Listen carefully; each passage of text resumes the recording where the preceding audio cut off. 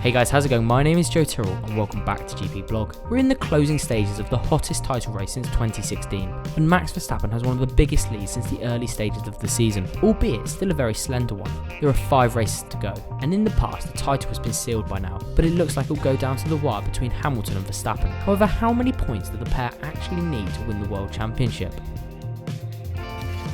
The difference between Verstappen in first and Hamilton in second is just 12 points, and the equation is simple.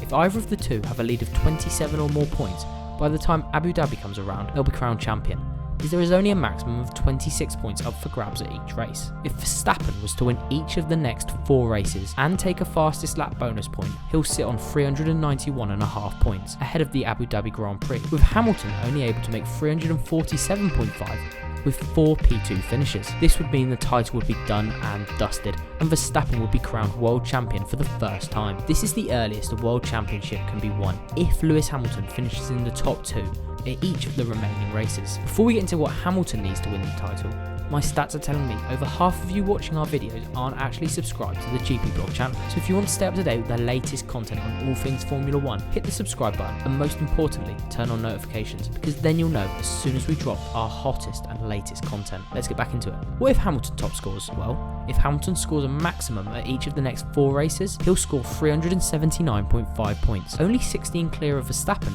if he came second at the next 4 Grand Prix, which would mean the title race would head into Abu Dhabi. As it stands, it would be hard to bet against these two finishing first and second at each of the next 5 races until the end of the season, given their dominance all campaign.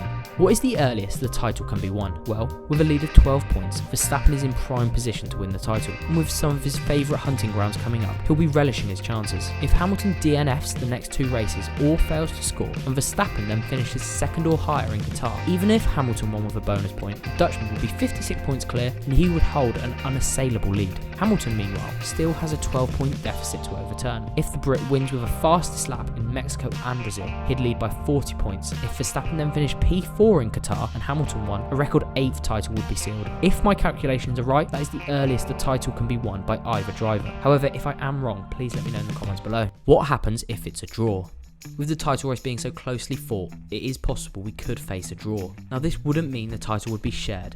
There are some factors that decide who is victorious. First up would be the number of victories each driver has scored. Max Verstappen currently has 8 wins, whilst Hamilton only has 5, giving the title to the Red Bull man as it stands. However, there are 5 races to go. If Hamilton won 4 of those and Verstappen just 1, they'd be tied on 9.